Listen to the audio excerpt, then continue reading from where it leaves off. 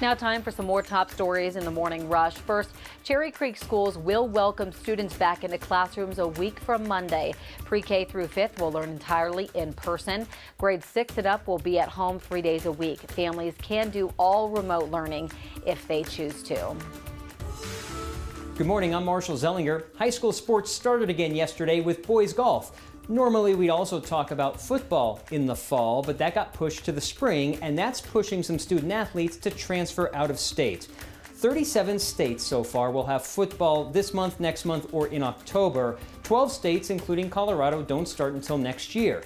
I found out from players and coaches that some high school athletes who still need to impress scouts to get scholarships are the ones who are considering transferring to schools that have football in the fall, because signing day is in February and Colorado's football season doesn't start until March 4th. The state says it's going to take at least until the end of the year to clean up Lincoln Park, and it's going to cost more than $137,000 to do it. Last week, crews cleared out Denver's biggest camp occupied by people experiencing homelessness. The civil trial over who owns and controls the Denver Broncos will not be happening anytime soon. The judge delayed it. Two of the late owner Pat Bowlen's daughters are suing the trustees that run the team right now.